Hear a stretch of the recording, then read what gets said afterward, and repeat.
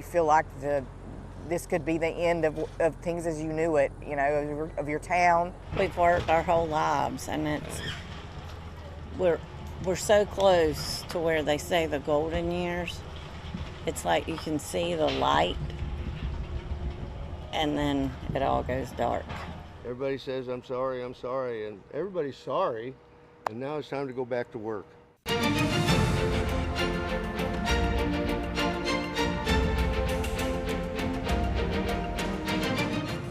We're back with the big deal. I'm Errol Louis. Recovery from Hurricane Helene could take months, if not years, and its devastation, stretching from Florida to Virginia, could have major political impact as we get closer to Election Day. The death toll has surpassed 200, which makes this storm one of the deadliest in U.S. history. Spectrum News reporter Evan Kozloff has the latest in this report. In Tallahassee, Florida, Marine One flew overhead as President Joe Biden surveyed the damage along Florida's Panhandle Thursday afternoon. I see you, I hear you, I grieve with you, and I promise you we have your back. We're going to stay until you're restored.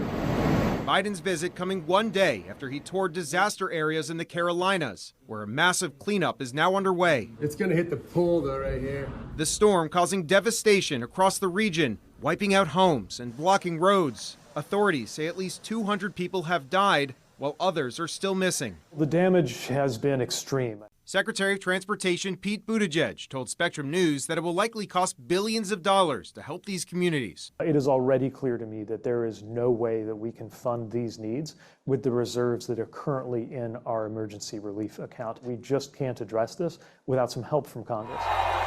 The federal response potentially becoming a campaign issue as former President Donald Trump blasted the Biden-Harris administration while campaigning in Michigan. There's nobody that's handled a hurricane or storm worse than what they're doing right now. On Friday, Trump returned to Georgia with the state's Governor Brian Kemp, just 2 days after Harris also surveyed storm damage in the state. Catastrophic, devastating, heartbreaking. As for those who live in the hardest hit areas, many of them are now reflecting on their homes being gone. You feel like this could be the end of things as you knew it, you know, of your town. We've worked our whole lives, and we're so close to where they say the golden years. It's like you can see the light, and then it all goes dark. Everybody says, I'm sorry, and everybody's sorry, and now it's time to go back to work. In Washington, I'm Evan Kozloff, Spectrum News. Joining me now with more on the politics of this extreme weather event is Spectrum News political reporter Reuben Jones, who covers North Carolina. And Reuben, as far as you know, was this hurricane a once-in-a-lifetime event, or is this kind of the new normal in the world of climate change? Yeah, Errol, I mean, this really indicates that this is the new reality, and it is a reminder that hurricanes do not just impact people on the coast, and it's not the first time Western North Carolina has had flooding. You know, I asked Transportation Secretary Pete Buttigieg whether what happened is a bit of a wake-up call, and he said it's a reminder of making sure our infrastructure is built for this new reality. And Errol, earlier this week, President Joe Biden said in North Carolina, nobody can deny the impact of climate crisis anymore. He went on to say they must be brain dead if they do. Okay, so now we're in the throes of a national campaign. Two of the hardest hit states happen to be North Carolina and Georgia. Those are both battleground states, swing states. Well, the candidates are exchanging words over this, right? The accusation is that politics is making its way into the recovery? Sure, yeah. I mean, look, typically in disaster zones, when you have something like this, you try and set politics aside. And in many ways it has been, but there has been some politics that has leaked in. Look, we have seen President Joe Biden take an aerial tour. Vice President Kamala Harris is expected to visit in the coming days. Former President Donald Trump is holding a town hall on the other side of the state Friday evening. But, you know, there has been some criticism from Republicans about the response. How much of that is politics a month before the election? There's probably some of that.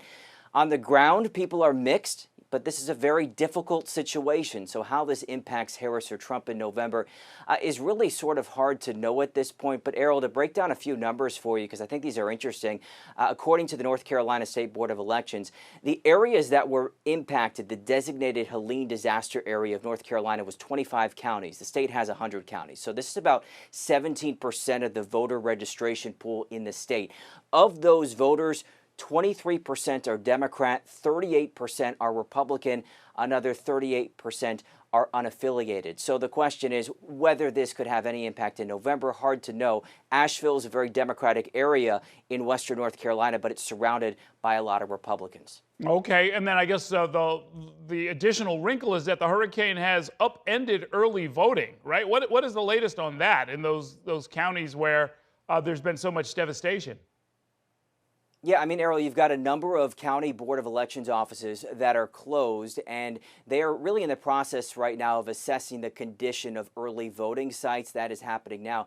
State Board of Elections has even deployed what's known as these special emergency kits. Basically, they are election offices in a box, and they can work despite not having internet and phone service. But look, you know, it is one thing to get early voting sites back up and running. It is another for people to decide whether they want to leave what is front and center for them, which is picking up the pieces, which is making sure everybody is safe around them, and making it to a polling site. So you can no doubt expect that the people are going to make sure that voting is going to happen. It's going to hopefully happen on time. The question is, do people have the energy, and do they go out and make it to the polls?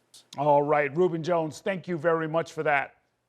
Thank you for watching our YouTube channel. Let Spectrum News be your resource for balanced, in-depth political coverage, and click the subscribe button right here. You can also download our app or watch us on TV to learn more about the candidates, where they stand on the issues, and more. We'll see you then.